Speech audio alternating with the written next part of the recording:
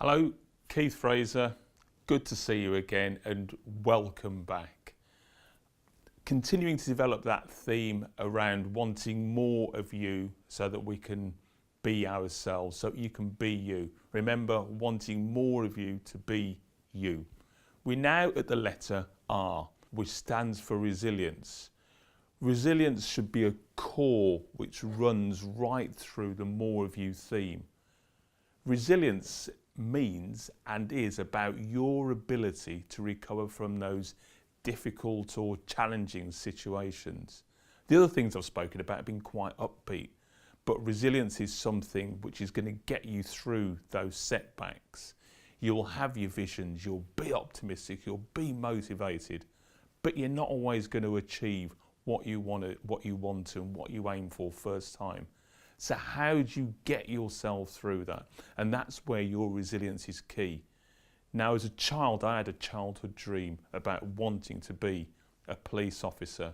I wrote to the Home Office when I was 14. They replied to me. I was happy. I wrote to the police when I was 16 to be a cadet. I didn't get in. I was upset. 18 and a half, I wrote to one police force to apply. I didn't get in. I was upset. I wrote to another police force, application form, got through, and I was over the moon. That first setback when I was 16 and saw all of those people in that room could have put me off for life.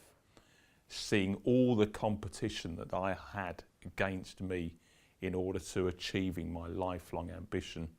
The thing that got me through that was my resilience, my ability to deal with a knockback or setback or challenge. Now, what I'm saying to you is, yes, motivation's good, yes, optimism's good, but you're going to need that resilience. And what I want to work with you at more in the future, if you want, is around developing that resilience in you to deal with those challenges that we all have in life.